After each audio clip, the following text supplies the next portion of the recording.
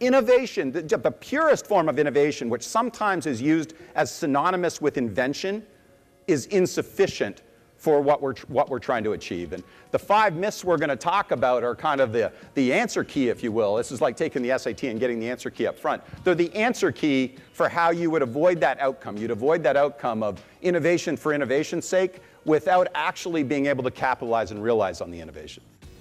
The first myth, you know, and this really is a bit of Silicon Valley lore, is kind of let 1,000 flowers bloom. The problem is when that really is your strategy, you have a problem with what we call the vector math. For those of you who remember your math 101 in college, which is the vector math, which is where when you add up a bunch of lines that don't all point in similar directions, that are randomly pointing at some level, basically what you get is it equals 0, right? So when organizations kind of peanut butter whatever amount of money they've got to spend on innovation, when they peanut butter it across many things, and that let 1,000 flowers bloom mindset leads directly to that. It leads towards every individual engineer, frankly, deciding, well, I'm passionate about this, and this is my passion, and I'm going to go and pursue it.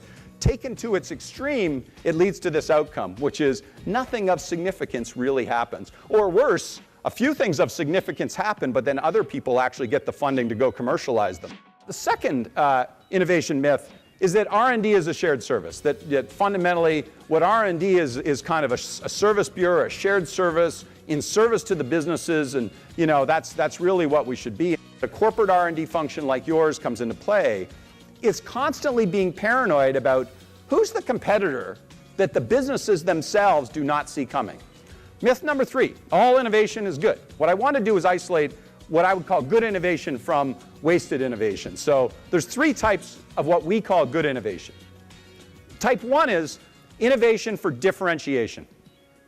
One type of innovation is what we call innovation for neutralization. We're not actually seeking any differentiation. All we're seeking to do is mute what the competitor has done. So there's a third type of innovation, which is still very valuable, which is basically, I need to catch up to that to protect my margins, to safeguard my margins as the industry matures, right? These are the 5 myths of innovation. You can see on each one there's kind of a codicil, which is, well, what do you do about it? But the bottom-up innovation, 1,000 flowers bloom, R&D as a shared service, not as this over-the-horizon looking function that sees the competitor we currently don't see coming and out-innovates them. That's really what we think R&D is about. That all innovation is good, that's where we say, well, no, our innovation for differentiation, for neutralization and optimization are good, but the rest is waste. The price performance, that's just expanding our view. That's just saying, well, innovation is not just about invention, not just about price performance. It's about something quite a bit bigger, and you saw the 12 examples that we give you. And then build it and they will come is all about this B4B mindset, which goes to the second imperative of your 5 imperatives, right, which is customer focus. In our parlance, that's an outcome-driven model, understanding the outcome that the customer is buying the innovation to achieve, not just the innovation per itself.